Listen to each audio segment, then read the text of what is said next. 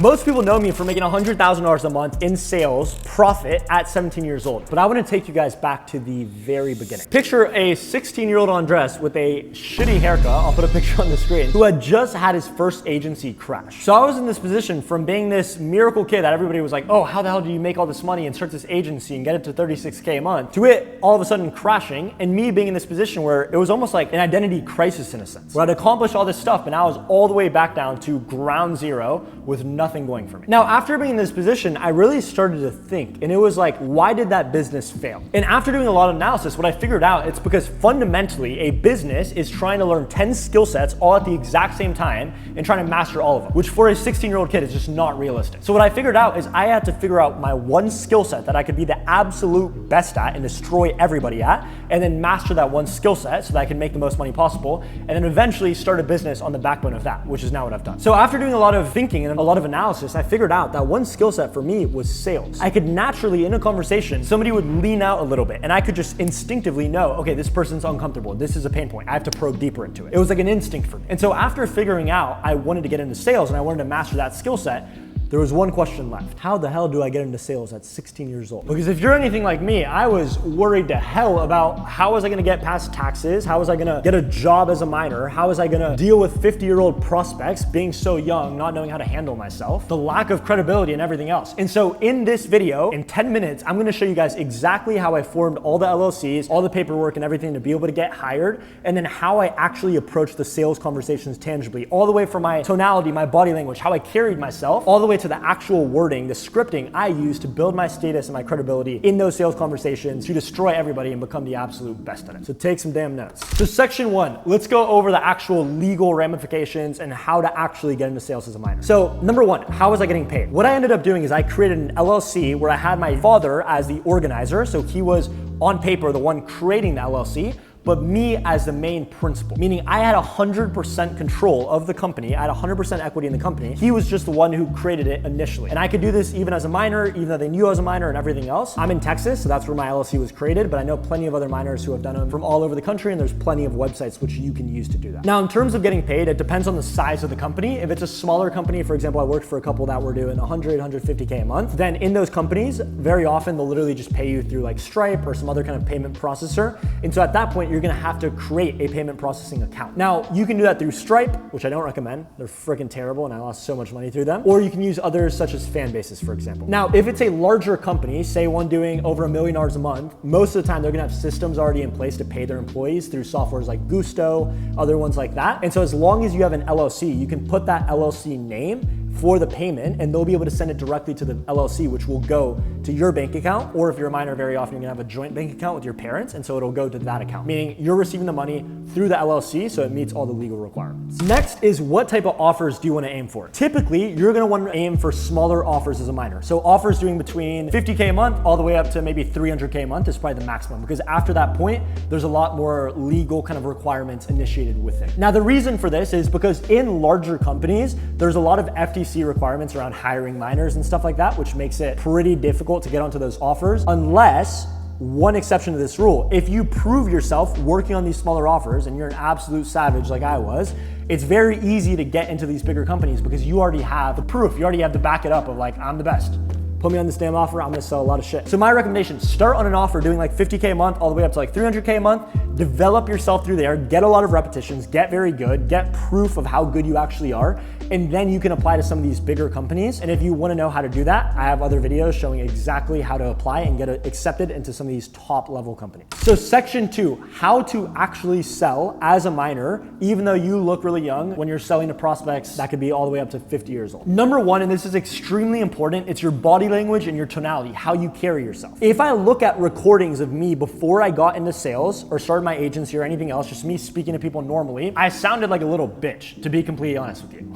In my voice inflections, if I look at it, I'll do upward inflections at the end of every phrase. I didn't carry myself very well. My shoulders weren't back. I didn't stand up tall. I didn't gesture a lot. I was very kind of quiet and small, and I made myself look small on purpose because it was a defense mechanism for me because I was made fun of and stuff. So in my mind, if I looked smaller, I would not get made fun of as much, which is obviously the exact opposite of the actual truth. So recommendation number 1, you need to start at the end of every phrase, end it on a downward inflection unless it's a question. What I mean by that, if you look at the phrase I just said, unless it's a question. downward inflection. If I went, unless it's a question, then I don't sound as confident. I don't sound like I know what I'm actually talking about. End your phrases on a downward inflection, number one. Number two, have your shoulders back with your body language. Speak with your hands, be very fluid. And it's not just about moving them around a lot, but it's about actually gesturing what you're saying. For example, if I'm talking about being great at sales, I'm gonna be like, being great at sales. If I'm talking about the world, I'm gonna do this because it's something very big. If I'm talking about something very pointed and I want somebody to understand, I'm gonna be like this,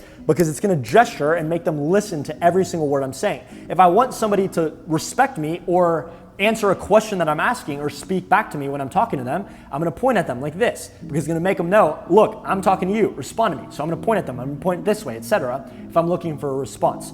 So demand respect with your body language and the way you speak, and people will assume you're a lot older than you actually are. Regarding tonality, it's very, very similar. Number one, the vocal inflections are extremely important. So look at recordings of you speaking and start adjusting it on purpose. That's number one for tonality. Number two, make your voice deeper on purpose. If you have a very high-pitched voice, you're just not gonna be respected the same amount. That is obvious. Now, this is a very common misconception that I hear in sales and communication as a whole. You are not born with a very high pitch. Yes, obviously before puberty, you're gonna have a higher pitch. That is normal, but your pitch adjusts to the people that you're around along your childhood and your friends and everything else, the people you spend time around. You're naturally gonna model it as a kid. So if you actually practice it, you look at recordings of you speaking, you're very intentional about making your voice deeper, you can do it very intentionally. And everybody knows it. If you speak with a deep voice, people respect it a lot more. They listen a lot more. That is common sense. So that is tonality and body language. The next section is what we actually say on the calls. The most important part about this, it's actually not gonna be a massive change if you're a minor versus if you're older, whatever.